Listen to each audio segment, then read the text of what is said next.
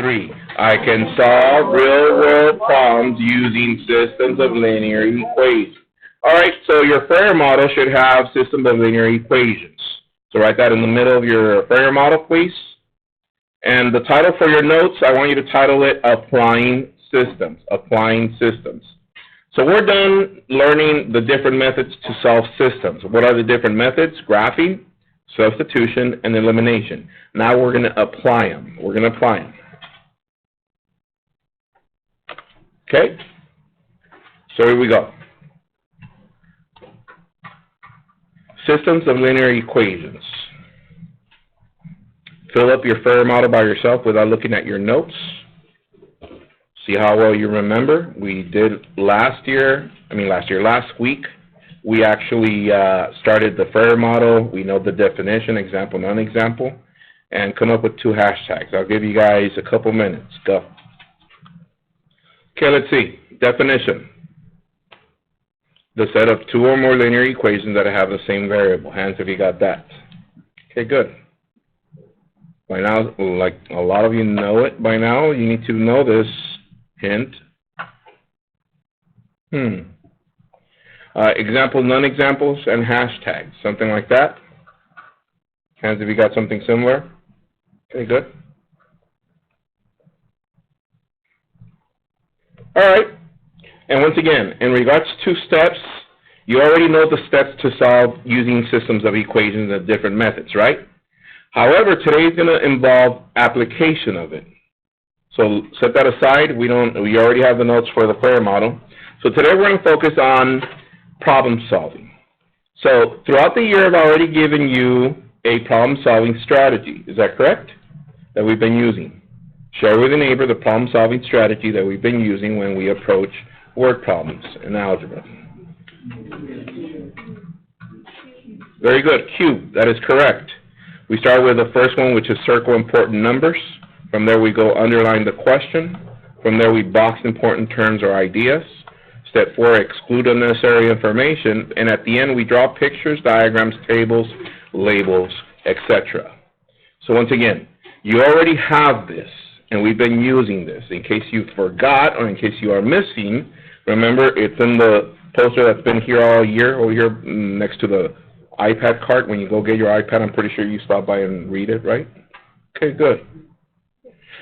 Write this down, example 1, underneath your Ferrier model. Write this down. It says, example 1, Sonia has $7.75 to buy 12 sheets of felt and cardstock for her scrapbook. The felt costs 50 cents per sheet and the cardstock costs 75 cents per sheet. How many sheets of each can Sonia buy? Copy that, please. I'll give you 1 minute. Go. All right, so it says, once again, example 1. Sonia has $7.75 to buy 12 sheets of felt and cardstock for her scrapbook. The felt costs 50 cents per sheet and the cardstock costs 75 cents per sheet. How many sheets of each can Sonia buy? Now, earlier I sent this around. Did everybody feel it? And by the way, this is going to be our pass. What? Bam, bling, bling. And now that you felt this, right? Everybody felt this? This is what we call felt. This material is called felt. It's kind of spongy and it's kind of like cardboard, but it's not. So anyways, so that's what they're talking about here in this problem. So let's start cubing this. Cubed. So with blue, I'm going to circle important numbers. So she has $7.75, 12 sheets. Felt costs 50 cents. Cardstock costs 75 cents. Okay. Let's underline the question or questions. How many sheets of each can Sonia buy? All right. Let's box key information.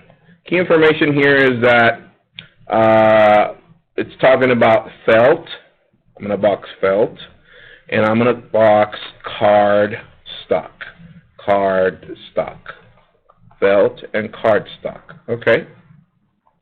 Exclude any other information, and draw a table, diagram. So we're going to draw a table. Now, who notices now in systems that instead of coming up with one equation, we have to come up with two equations? Yes? So check this out. I'm going to show you a table that we're going to use from this point forward for systems of equations. Here we go. And it doesn't change the setup. So here we go.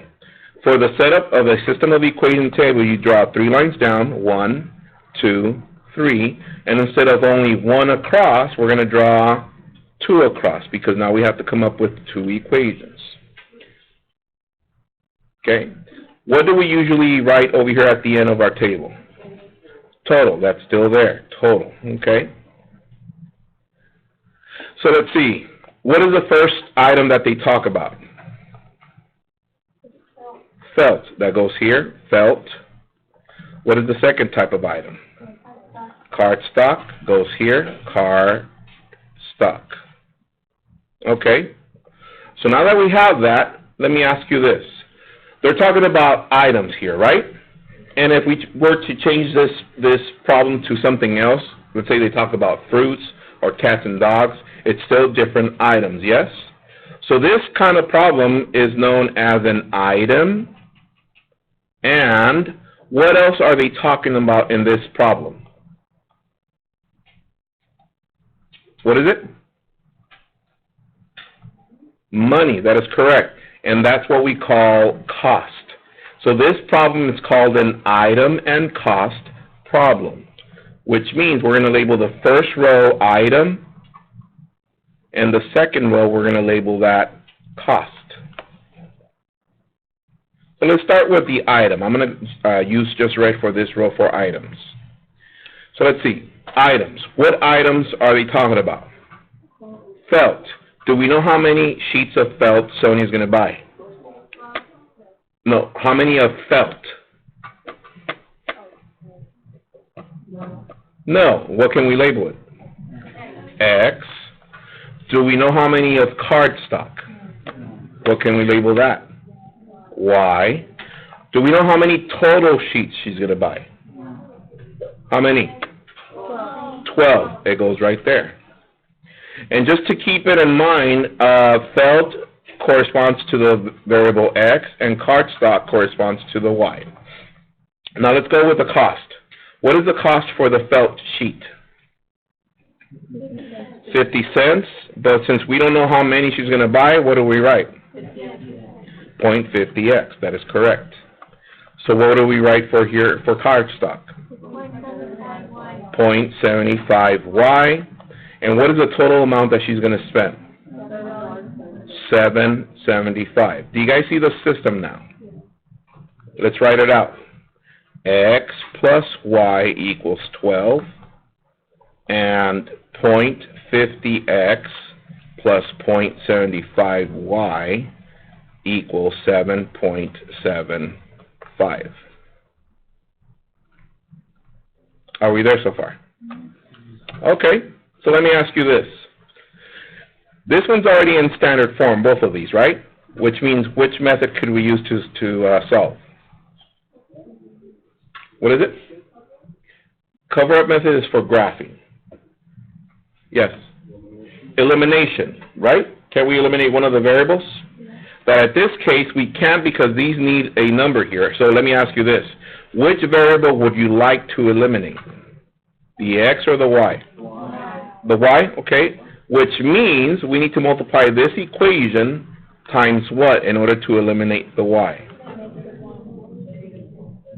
That is correct, negative 0.75. That is correct. So this becomes negative 0.75x, negative 0.75y equals to negative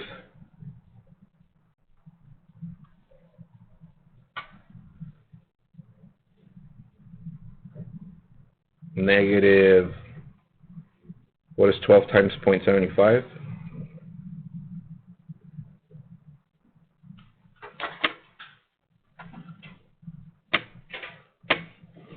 Yes. 9. Thank you. All right. So now that we have that, check this out. Now we're going to focus our attention on these two equations in order to eliminate. Yes? So here we go. Which ones are we going to eliminate from there? The y. So these eliminate because it's a zero pair. So we got 0.50x minus 0.75x. We're left with negative 0.25x equals 7.75 minus 9. That's 1.25. And it's a negative. Can we solve? Yes. Divide by negative 0.25. Divide by negative 0.25. X equals, let's see, 1.25 divided by 0.25. Get rid of the decimals. 1, 2, 1, 2. No more decimals. So 25 fits in here how many times? 5. 125. And the x corresponds to what? Felt. So I want you to write there, felt. But now we need to figure out how many cardstock. Is that correct? So let me ask you this. From the first original two equations, which equation tells us the items that we need to find? The first one, which is x plus y equals 12. But instead of x, I'm going to write in there what? 5 plus y equals 12 minus 5 minus 5. Y equals 7, and the y corresponds to card stock. Let's write our statement. Sonia will buy 7 card stock sheets and 5 felt sheets with, how much did she have? $7.75. 10Q. Notice that the process in regards to solving the system we already know. But what's different now? The setup for the table and finishing up and answering the question in the sentence. Does that make sense? Okay? This problem in a parte will be worth 5 points, only this one problem. So if I give you 3 of these in a parte, that's 15 points. That's almost like 40% of the parte. Boom, that just happened. So, thank you. Let's do another one. Turn your paper over, copy example 2. Example 2, it says, Chris spent $14.85 to buy 13 flowers. He bought lilies, which cost $1.25 each, and tulips, which cost $0.90 each. How many of each flower did Chris buy? Got 40 seconds, copy that, go. All right, let's see. Cubed. Let me circle important numbers. Important numbers is that Chris spent $14.85. 13 flowers. Lilies cost $1.25, and tulips cost 90 cents. Okay, that's important. Underline the question. How many of each flower did Chris buy? Okay. Box, key information. Key information here is that we're talking about what? Flowers. What kind of flowers? Lilies and tulips. All right? Exclude any other information, and let's draw our table. Let's see. How many lines down? 1, 2, 3. How many across? 2. Let's see. Help me with the top. What do I write at the top? Sebastian. What do I write here? Lilies. Tulips. Total. And help me out. What did you label this? And this one? Thank you. Pass it to someone. Alan, what do I label this next row?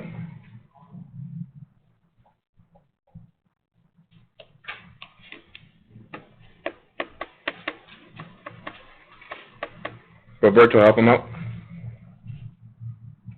What do I label here?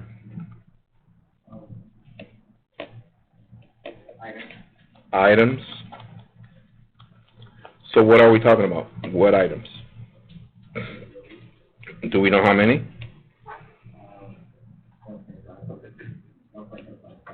No, items. We're not talking about money. We're talking about items. Do we know how many lilies? So what do I label this? How about tulips? Why? How many total flowers is it getting? 13. Pass it to someone. Chris, what do I label this? Cost and 1.25x, 0.90y, 1485. Hands if you got that, please. All right, good. So, let's write our equation. Thank you. All right, let's write our equations. X plus y equals 13, and 1.25x plus 0.90y equals 14.85. All right. So, pass someone, Chris. Brennan, which one would you like to eliminate, the x or the y? The y? So what are we going to multiply by? Negative 0.90. That is correct. So this becomes negative 0.90x, negative 0.90y equals to negative negative 13 times 0.90.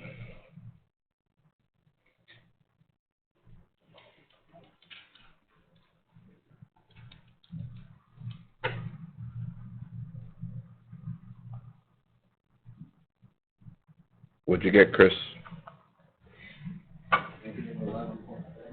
11.70. Thank you. So now we're going to focus on these two.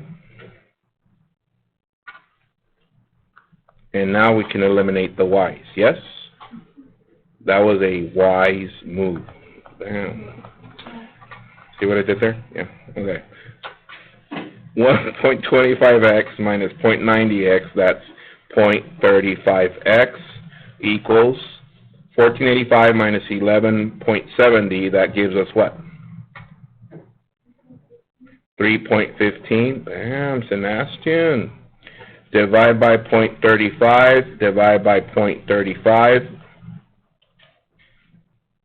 X equals, let's see, 3.15 divided by 0.35.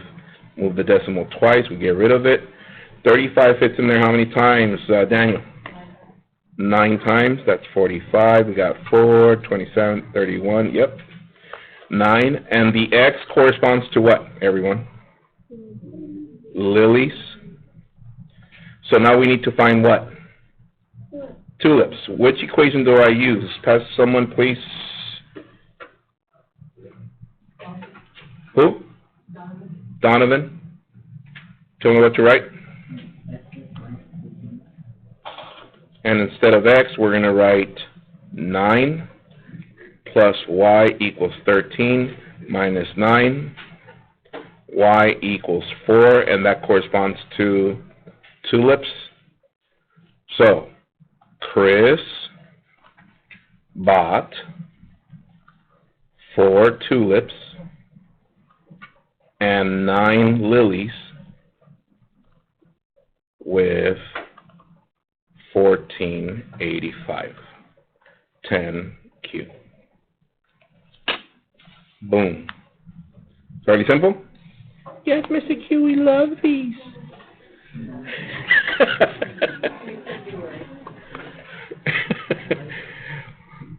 Well, guess what? There's a funner one. Yay! Be nice. Oh, yeah, we have plenty of time. Copy this next one, please. Example 3. It's time to write that down, please. It says, example 3. With a tailwind, an airplane makes a 900-mile trip in 2.25 hours. On the return trip, the plane flies against the wind and makes the trip in 3 hours. What is the plane speed? What is the wind speed? Copy that. I'll give you guys a minute. Go. All right, here we go. Let's get it started. Cubed. So, let's circle important numbers. 900-mile trip, okay? 2.25 hours. 3 hours, okay? Underline the question. What is the plane speed? Oh, this one has 2 quits. What is the wind speed? Plane speed, wind speed. Next, box key information. Key information here is tailwind. That's key. Next one, against the wind, which is part of the return trip. Okay. Okay, I think that's about it. We're going to exclude everything else. Let's draw our table. Once again, how many lines down, everyone? 3, 1, 2, 3. And 2 across. The only difference here, let me, instead of doing anything else, stop labeling stuff, just draw your table. Look up. Does this one have items and cost? No, this is a different type of problem. This problem, since it involves time, distance, and speed, this is what we call a rate problem. A rate problem. So the setup, just for the top part, is going to be a little bit different, and once we start filling in the other information, it's a little bit different. So let's label this. Let's see if you remember this formula from science. Rate times time equals what? Rate times time equals distance.